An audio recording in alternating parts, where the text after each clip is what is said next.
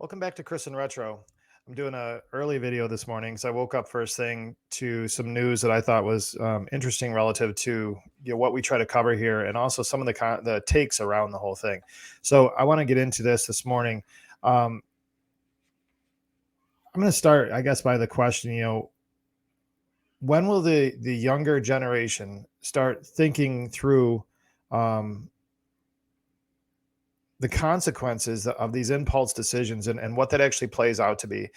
I think that one of the challenges we have, and look, I'm in recovery from addiction, so I I fully understand the short-term thinking of impulse decisions. And in fact, if you look at any of my criminal history or all of my bad decisions or poor business decisions or whatever else, have been all related to impulses, where I was thinking more emotionally than I was, um, or for my reward system, immediate reward system, more than I was, longer term benefit being the predominant factor in my decision making. So, I'm not pointing fingers, having known what that is, but what I feel like is just across the culture, there is a degradation over the generations of any type of honor codes, respect towards each other, any of it. And you would think that even if from a standpoint of your own self-preservation, that we would want to make better decisions so that our own circumstances would improve. And we all we have to do is look around to see examples. This show, I try to bring examples so that we can see from other people's mistakes what not to do, but also see from other people's rise what we can do to get out of it. I may get some new subscribers from this because of the content, and I think because it is a hot news story. But this morning, there was breaking news yesterday that the Red River, New Mexico motorcycle rally, there was a shooting. Apparently, what's alleged to be the Banditos, which I guess there's video account of it, were supposedly in some kind of an alternation with the Vagos motorcycle clubs. Both of them have history. I'm not familiar with the club culture out in the West at all. I'm only vaguely familiar with it here in the Northeast. And so when I start seeing some of this stuff, we don't know the inner workings of any of that. What I do know is that over time, we haven't seen consistently major violent outbreaks at motorcycle rallies. There's a lot of reasons for that. People in my generation that were involved in any of those types of situations understood the greater good. I've had guests on here that we've talked about, even in the criminal element, there is some bad news to bringing attention to your business in a way that's going to hurt your business. So regardless of what this squabble was about, the required, violence, there was clearly no thought about the implications. So evidently, three people are dead, and 6 wounded as of this report here, and I'll share that with you right now. Maybe I'll share it with you right now. Maybe I'm kidding.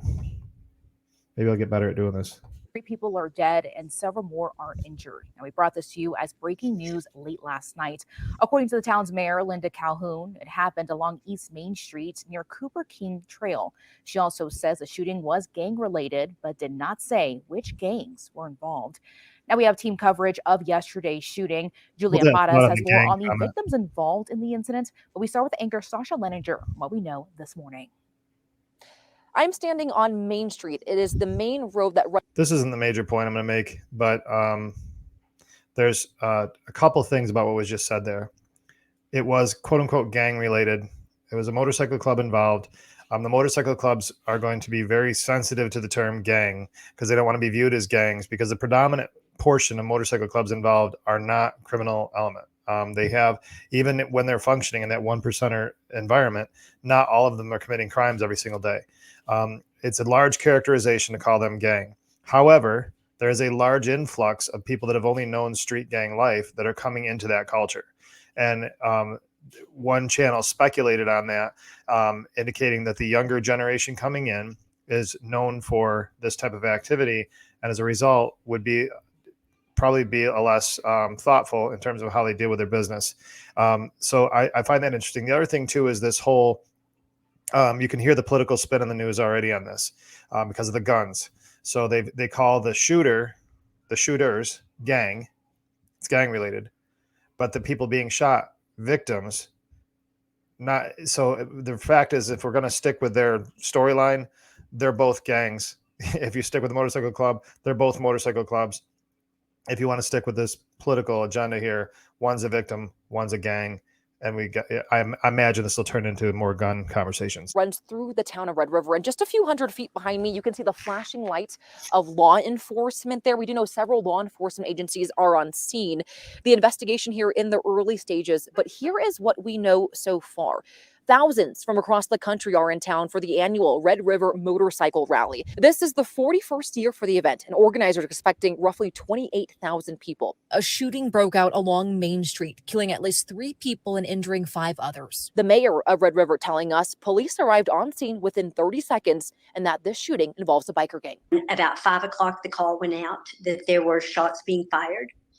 And I think the first state police was on scene within about 30 seconds. So to give an idea, and this is going to be my bias because there's motorcycle clubs, motorcycle rallies all across this country. I'm a motorcycle enthusiast. I've been able to ride in a bunch of years because of my own criminal history. However, I've been riding since I was a young child, 10 years old, and I am a motorcycle enthusiast. And in fact, I cannot wait until next spring when I can be sitting on twos again for the first time in many, many years. It's a part of when you like riding, it's more than just a thing that you want to go look cool doing. It's something that just really is important to you. And that's important to me. In fact, in the past, you may have noticed on the wall, there's a picture of my breakout. There's other things that have, indications on this show of things that I love about motorcycle riding. So there's a lot of rallies going on around this country right now that are completely nothing to do with any bad situation. But what we're going to try to do is make this, something bigger. I'm sure of it. But here's what's important. The first law enforcement responders were within 30 seconds. That's great. But it was one state police officer. So that gives you an indication of how much danger they anticipated at this event that's out in the middle of nowhere. It's not being brought up yet. And I'll emphasize this later. It's a town of 500 people. And we'll talk about stigma here in a second too. They quickly contained the area. There were no first responders that were injured. No local Red River people were injured. She's being fair about that, but she also has to speak on public safety, or she probably would have railed on the whole public safety, making everybody afraid. But because it's a current situation, it was 2 clubs going at each other and not other people. It was strictly a biker gang involved shooting. You can see motorcycles all across Main Street as police investigate what unfolded here and why. Eddie Cook was nearby when those shots rang out. There was people running by where we were standing. It's a motorcycle rally. There's going to be bikes everywhere, and they lock down the street. That's why there's motorcycles everywhere. Kind of dumb. Billy Bob from freaking Alabama is probably out there with his, street glide. Just want to get back to his bike and go ride. Screaming there's shooting down there. I never heard the shooting the first round, but as they come by, as everybody was running by, then I heard the gunshots. Of the 6 injured, 1 victim was airlifted to a hospital in Denver. Police say that hospital has been put on alert. Same with 2 other hospitals, which are being secured by law enforcement. They include. Now that keeps him. That's prudent, but that's not indication of a public safety issue. Of course, there could be people caught in the crossfire of nonsense, but clearly, if they're going to do this at a rally, that whole area, and this is in northern New Mexico, which is right on the Colorado line. Anyway, that's the situation with the event. Clearly, there was something big going on there. Now, a couple observations I want to make about this, and the reason it's on the channel. This is a town of 500 people. The town has a rally once a year. It's been going for 41 years, I guess. This one's been 41 years, I think is what it was. I was looking up another one this morning that was centennial, but this is a 41-year rally. And the perpetrators in this incident, or at least the alleged perpetrators in this incident, were not to be there. They were banned to be there.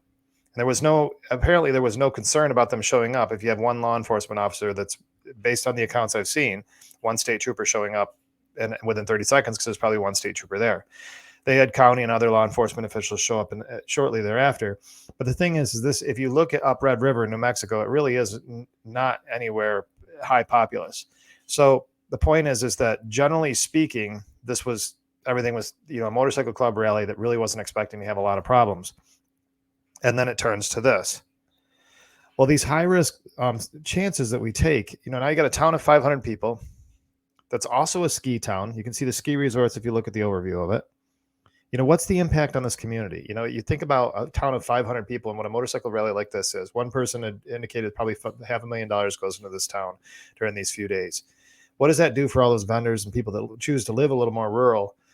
And this is an income for them. It, of course, hurts them.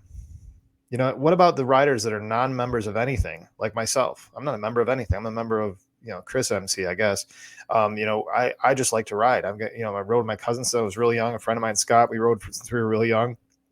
That's what we are. So what about us going to these events? And, these events now are under scrutiny, I'm sure, by the FBI and everywhere else going forward. That's not so much a plight on the, this is not so much a plight about the rallies and participation of clubs. But my point is that this event where whatever was going on, they decided to make this pop off, whether it was either alcohol induced, history induced, a targeted hit, who knows what's going on with the situation. But the point is that whoever made that decision to do that was reckless, living a high risk situation. And the point is that, and they're saying that they've caught all the people involved. That may or may not be true. But in these impulse moments, this person, whatever they were standing for, they decided to make that change in their life then. I guess I have to ask yourself, when I'm talking to youth, if you're listening, are those moments really worth it? I've had a couple of guests on here that talked about prison life and what it really looks like. What's the unraveling for this club that you're supposedly standing for at this point? Now you have the FBI, who is hungry to take down motorcycle club culture, now focused on you even more. What is that? What have you done for your club with this, whatever it is that you're trying to do here? What have you done for the national gun debate? And how is that, bolstered by this story? What are you going to do when you find out these brothers that you stood with, some of them turn to be an flip, or maybe you were alongside an informant? You look at many clubs have been infiltrated recently by informants or by agents, federal agents. Who's to say that you didn't perpetrate this event right in front of a federal agent? Was it worth it? That moment in time, the equity of what you gained by causing this scene and killing 3 people and injuring 5, by doing that, and the spin out of this whole thing, was that moment worth it? Did you gain the ego boost, the dopamine release that you needed for that moment, that it was worth all your life? I would say that it'd be a very hard argument to say that there was any other decision making in this that would ever have a business case, so to speak, that would make sense. I can tell you, for the clubs involved here, the return on that investment in that public of a way, I can't imagine there is one. It's all bad. It's all bad for everybody involved. Now, I'm not saying that clubs don't take care of problems in a lot of ways, and I'm not condoning any of that. What I'm saying is this is clearly another example of where we think we can do whatever we want with no consequence. There's another channel that you guys should turn over to that actually will give you some more details on this stuff. I just started watching Marco's Motorcycle Nation. He's also connected a lot with Insane Throttle. I guess they're both part of the same club, and they do a show. They're separate shows, but occasionally do a collaboration. And they're doing a collaboration on this. So go look at Marco's Motorcycle Nation and listen to what he's doing. It'll give you more detailed from that culture. I guess my point of the video today is that when you're looking at, as a young person or anybody else, when we're making these decisions, when is it going to stop? When are we going to start looking? I made a comment this week. When are we going to start making Tuesday decisions with Thursday in mind? And what I mean by that is, if I'm sitting there Thursday morning incarcerated, or I'm sitting there Thursday morning with a broken home, or I'm sitting there Thursday morning with any number of things going on, am I going to look back on my Tuesday decisions as having something I would have repeated? I would argue that many of us would not. I wanted to touch base with you guys on this morning. It really hit me again as it's a breaking news story, but it reminded me one more time about, and you'll see in the Marcos video that they're going to really talk about like the old school, as they call graybeards, the graybeards, not being able to even connect or drive influence in the younger people in the clubs. And I tell you, and they also said that the 5 major nationals are going to have to come together at one table and start deciding to sort this out. I'd imagine things are getting sorted out as we speak, without that being involved. But it doesn't change what's happened here, and what doesn't change the lives that are involved. It certainly doesn't change that community that's now impacted by it in such a significant way. And not for nothing, this is 2 stories that have been brought to you about New Mexico over the last 2 days by me on this channel. I'm not picking on New Mexico. I'm just finding that there may be some need there for support. I know that in Albuquerque there's been some struggles. I know in the area there's struggles. Perhaps we should be talking less about gun problems and Afghanistan and other places. I'm sorry, not Afghanistan, Ukraine and other places, and maybe start focusing on support of the United States citizens, taking care of our citizens and making sure that our communities that are so desperate that these types of things are really an outpouring of community in trouble. We should start spending time there. Thanks, guys, for tuning in. I hope this was informative for you this morning. Please start thinking about your decision making. And of course, I would hope that there's nobody on this channel considering going out and doing a mass shooting this morning. If you are, man, there's nothing that you're thinking through that's actually going to help you in any way, shape, or form. There is hope. There are options. Those that are struggling and having a hard time with decision making, you're making these risky decisions over and over again. There's hope and help, even though you don't feel it right now. It's probably in somebody else you haven't met yet. So get in and involve yourself in another community. If you're in an addiction situation, go to a meeting today. Show up at a community park. Do whatever you want to do, but just get around people that you can have yourself the chance to find one other piece of information to invest in your head, so you might start making better decisions and find hope in your life. Between now and next time we talk, please stay out of trouble.